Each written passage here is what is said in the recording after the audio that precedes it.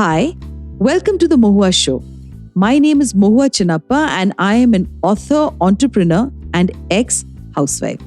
This podcast is about everything from business to technology to arts to lifestyle, but done and spoken ईमानदारी से.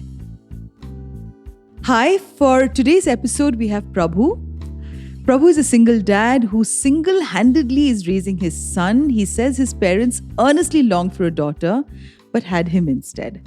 So during his teenage years, he used to coax his mother to adopt a baby girl, but they couldn't do so. So he fulfilled his own dream by adopting a boy and who he lovingly calls Aarav. Welcome, Prabhu, in today's episode. Hi, Mohua. So we live in a world that idolizes pairs and it's very courageous to venture out and choose to be a single parent, So what's your idea of a perfect family? I don't think there's any concept of a perfect family. We are used to a man, woman, children. That's the concept we are exposed to since childhood. I think a perfect family is how you raise your children, and you could be a single parent, a single mother, a single father, and it could be just that. I've seen children raised in conventional homes and they're raised badly. So I think it's how you deal with that. And also, I think I kind of agree with you because, with a lot of the whole concept of an ideal family, you have the father, the mother, and the child, or two children, or three children. And invariably, the father is all the time in most homes absent because they are pursuing a career, or the mother is pursuing a career, and the children are left with house help or with the grandparents. So, this whole concept of family has obviously really, really changed. They idolize the perfect mother, and no child can grow up healthy emotionally without the mother, because it's just a society has, carved this whole concept that single fathers cannot do what a mother, can be the caregiver for a family. So do you think that, this is a myth and most men are viewed as the financial support and the nurturer is the woman? And we've been fed this forever. So being a single parent for the last 6 years and 2 months, I can tell you for a fact, I try my best. Definitely try my best, but no single man can do what a woman can do. Why would you say that? That's a given. I mean, it's just how we are raised, and it's how our mindset is. It'll take another generation or two to bring in that balance. It's not there yet, especially with Indian men. It's not there at all. Even though my dad was he was not the kind like, this is a boy's job or this is a girl's job. It was never like that. We were raised, I was raised in a home, myself, my brothers and all, we were raised where we changed the sheets, we swept the house and we cleaned the toilet. And in those days, this is 45 plus years ago, we had that stone to grind idli batter and all that. So we took turns doing that. There was no such thing as your cooking is your mom's job and sweeping is your mom's job and you boys have to do boy things or something. We were never raised like that. So I've always been, for me, when I see children raised like that, I'm like, who are these people? I don't get this whole boy girl thing. I don't see that it's, but coming back to your question, I think the way a woman raises a child, and I speak for 99%. I mean, there's always that 1% who don't live up to, but that's unfortunate. But a man can try his best. I'm earning a living. I'm still with him. I cook for him, and I used to pick him up from class and things like that. So I've done all of that. I've done a father's job and a mother's job, and since he was a baby, he slept in my lap, which is what a mother does, So I've taken on both responsibilities, but I still believe no man can match up to the stamina of a woman when she's a mother, because she becomes a superwoman. I mean, I've seen my mother, 4 boys. I have tough days with one child. I mean, imagine my mother pull it off 4 times. It's definitely not easy, but it's a start. We can pull it off because you need to have you need to be surrounded by strong women. See, end of the day, today, if you're whatever your personality is, however it has developed, a lot of the credit goes to your mother. So if people say mama's boy or whatever, I don't take it. I'm not offended by it. I take it as a compliment. You can call me whatever. Those names don't bother me. My son is growing up exactly like that. Like my best friend is his mother. That's what he calls her. And he's got my son has got multiple mothers. My sister-in-law is his mother, and then his grandmother is his mother and grandmother. So he is cool about it, and Has he ever asked you any questions? Because, when he goes into school, he'd probably be meeting a whole lot of other children, with the father mother concept. And has Arav ever asked you these questions? I told him last week that he's adopted. Okay. And This, how was this his I want to tell response? you in person when we meet. So I told him last week. So this was in the morning, and we woke up, had breakfast, and everything. Then I was bathing him, and so it was a very nice morning. It was the weather has been great, and he was in good mood and all that. Nobody was yelling and screaming at each other. So I told him, I started telling him how and what, and he already knows where he came from. So, like which city he was brought home from. He's not from Bangalore. He knows that. And I had taken him to that city as well when the orphanage was celebrating their 25th anniversary. So, took him there. So, he was on stage. He was 4 years old then. So, he was on stage. He got to meet so many people. He was old enough to understand what was going on. He got to meet a lot of other children like him and older children who were like 22, 24 and all that. They were giving a speech on the stage and all that. So he got to see all of that. So now whenever somebody asks him like, where are you from? I'm from that city. Or he's like, it's a matter of fact. Then last week I told him, I said, I explained the word to him, adopted, and what it means. And so he kept saying, oh, I thought I came out of, he thought he came out of my friend's tummy, who's his mother, right? So I said, no, no, we brought you home. You didn't come out of her tummy, unlike my other friends, kids, and all that, whom he knows. So that was the reference given. So I said, we brought you home when you were 4 months old. And then I told him that some nice people in the orphanage were taking care of you, and, that's what they do. And then he said, I was waiting for you to come take me home. Oh, God. I was blown by that. I was like, a 6 year old, where does he come? Where did that come from? Oh, my God. You make me cry when I Yeah. hear And this. then this was in the morning, post breakfast. Then I was sitting at the dining table having my lunch after a few hours. And he was watching TV and he asked me, can I watch TV and have lunch? I said, okay, fine. So he could see me from there. And he was having lunch, and the TV was at a decent volume where I could hear what was going on. And then he pauses it, and then he calls me out, and he tells me. So I asked him, "What is it? What do you want?" So he said, "Thank you for being my father." That was on the same day. And whenever he expresses his love, and I am incredibly guilty of this, he always initiates it. Like for every 10 times he tells me I love you, 9 times he said it first. It's that one time I have said it first. How wonderful. So, Prabhu, I need to come back to, I have to delve a little more deeper into the human being that you are. Why would you take the decision of becoming a single father? Is it because you don't believe that two people together can raise a child? And, because it is unconventional thinking, and unconventional thinking invariably happens when you've seen situations around you or you've come to an understanding of yourself as a human being. So, let's just go back into the past, into this whole decision that you took to become a single dad. There are several reasons, obviously. One was I used to tell my mom to adopt, which she didn't. I totally agree with her in hindsight. After 4 children, I think you're done with whatever responsibilities. I was just greedy. I wanted a sister, but that didn't happen.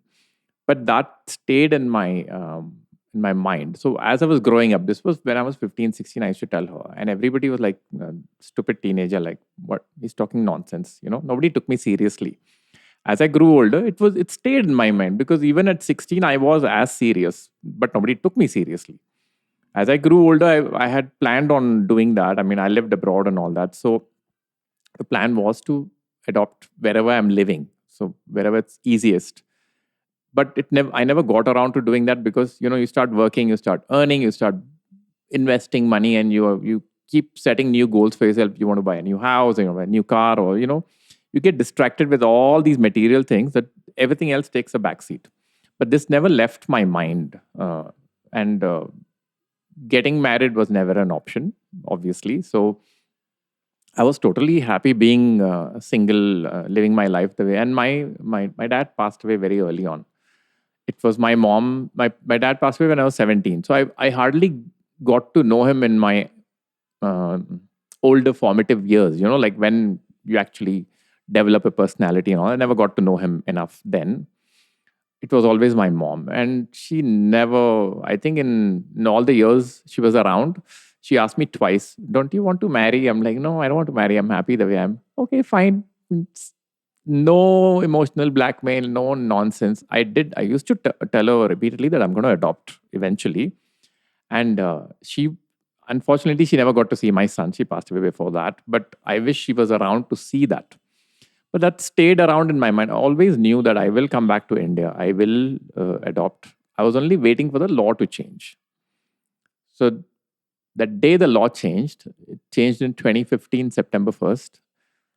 I had applied on September 3rd, 2015.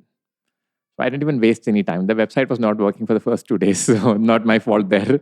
But I was one of the first few people to do this. My only disappointment is the numbers have been plummeting every year instead of going up, which is so disappointing. People worked so hard to fight this in Supreme Court and make it okay for single men to adopt, not just single women. And then nothing happened after that. What would you attribute that to, actually, Prabhu? I think one, there's no awareness. So a lot of people who have contacted me after knowing, they're like, oh, I heard it is so complicated, it's so difficult, and a lot of negativity has surrounded this whole process, which is so wrong.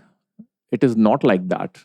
But at the same time, you need to be fully prepared. And I'm not talking about financial aspect of it, but emotional and physical aspect of it, because it can be draining. It takes a lot of effort. But then what happens is it becomes second nature.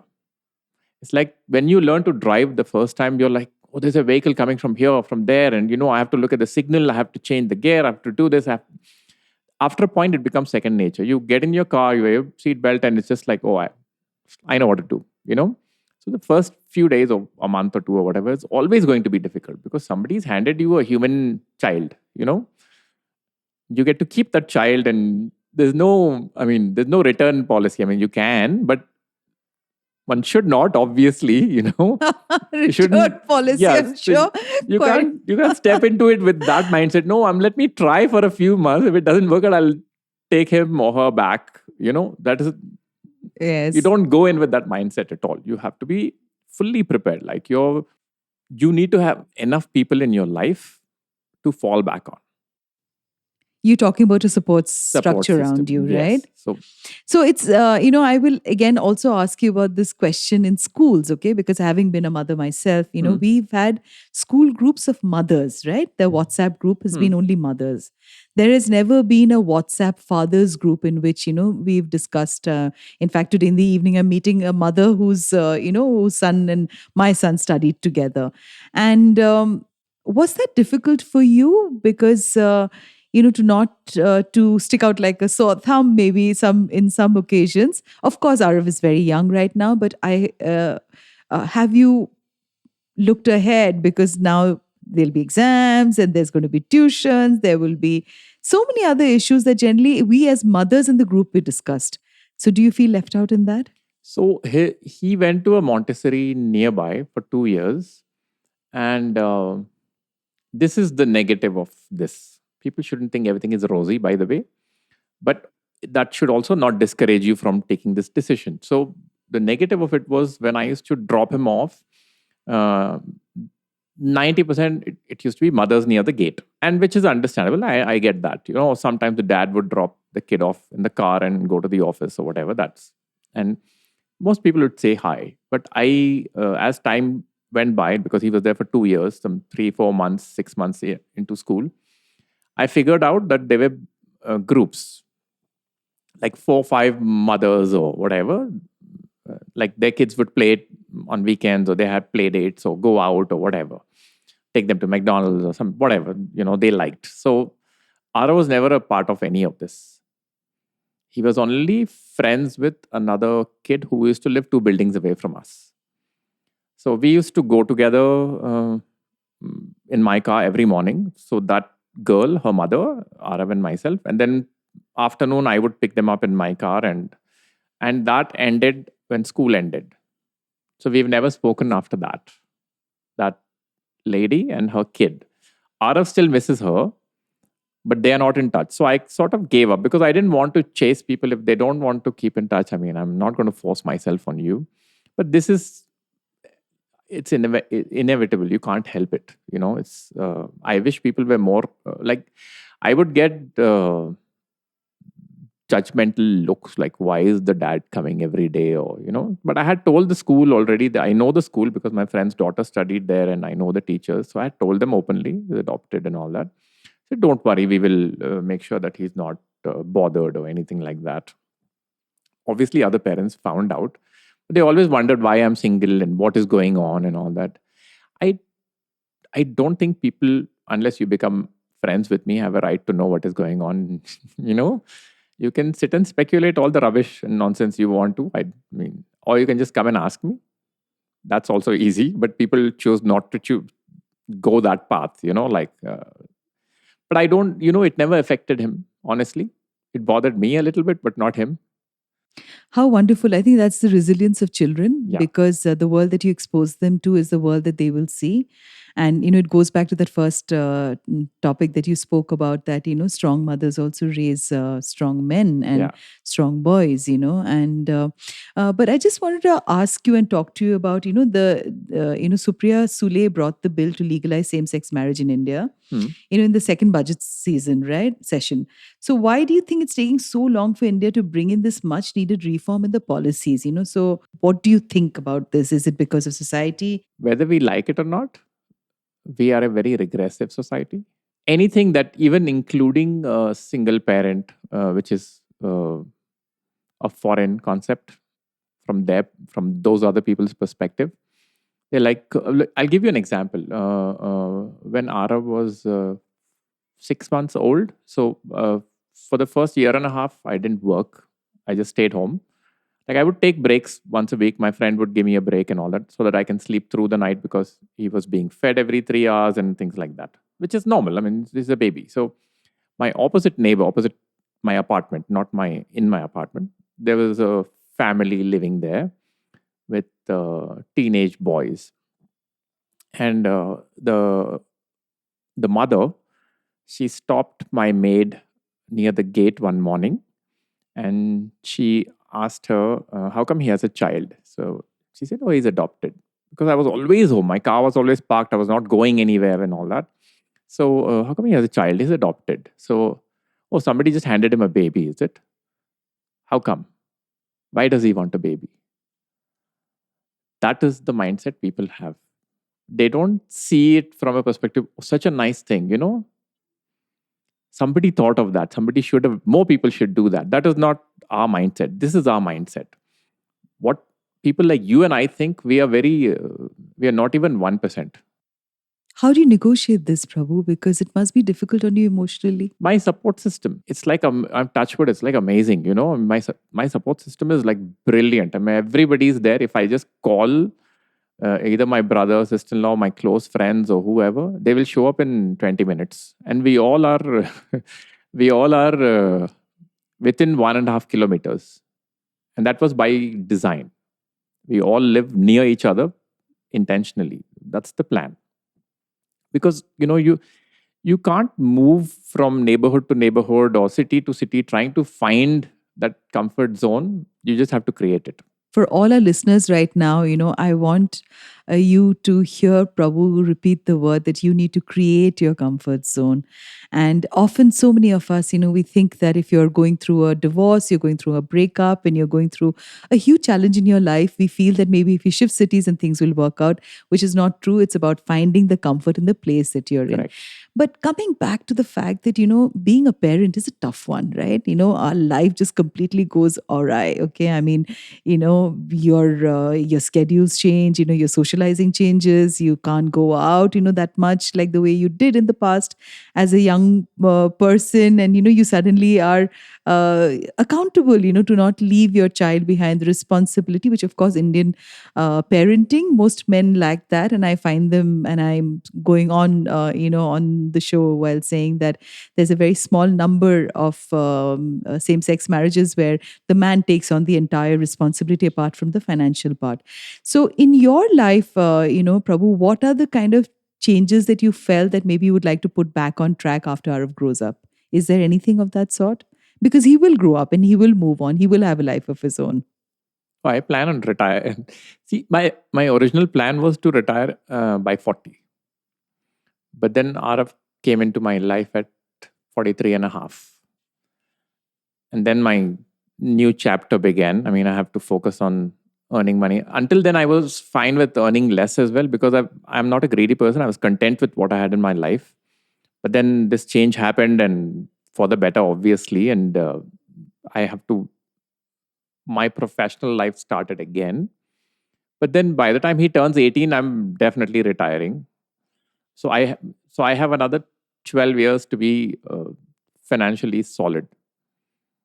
I mean, I was there already, but then, yeah, you bring another life into your life and things change. Coming back to the last question, Mhm. in this episode, and this episode will be aired for Father's Day. Okay. And you're a very, very special guest for me because I think for Father's Day, we've only spoken about fathers in marriages that have got a mother and a father and the usual idea of family concept that we have. And, people like you are the change makers actually in society. And that's the reason Thank you. you're here on the Mohua show, because we've had some amazing guests just like you who've dared to think different. And I think single fathers is a very small number, but yes, it is rising in world over. Single parenting, of course, but they're mainly mostly our mothers, very few fathers. But of course, we see the world changing because gender roles are changing. People are viewing things differently. Just before we end this episode, I would want you to advise some of the single fathers who are going to be listening to you right now. What is it that you'd like to tell them that when a child is unwell, when a child is going through some sort of a emotional crisis, because you've been long in this now, and it was a very conscious decision. The more I speak, the more I understand.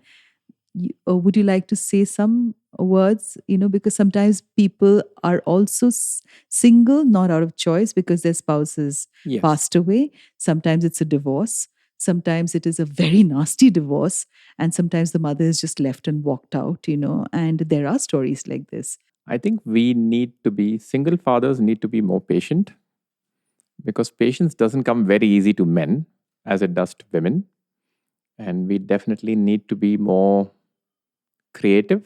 I think the whole thing is not to give up. When you feel things are getting tough and you're having difficulty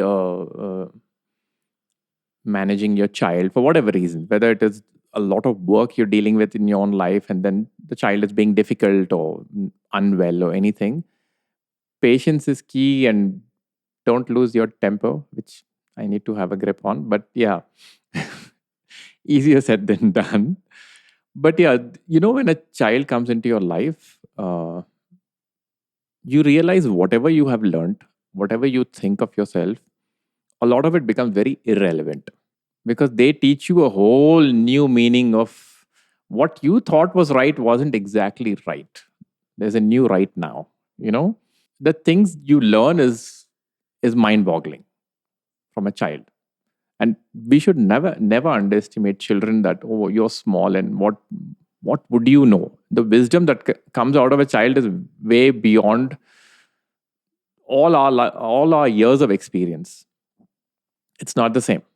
It's far more elevated and clearer. There's a lot of clarity, which we don't have. We think we know, but we don't. So it's so courageous of you to take on, the role of being a single father. But globally, it turns out that over 8 of every 10 lone parent households are headed by women. Based on data from 89 countries, this translates to 101.3 million households where lone mothers live alone with their children.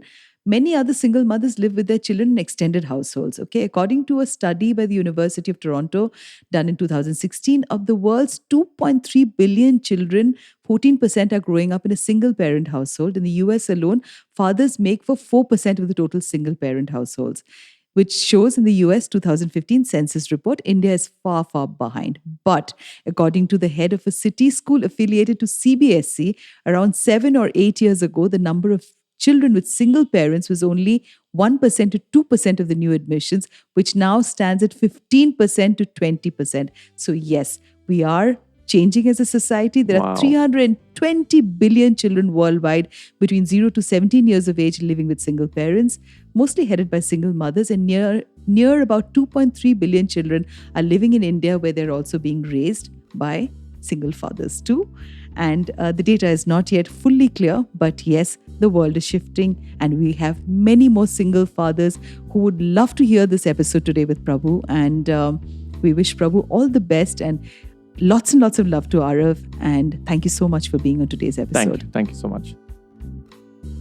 To you, our dearest listeners, you can find us on your favorite streaming services, Spotify, Amazon Music, Apple Podcast, and of course on all other major streaming services.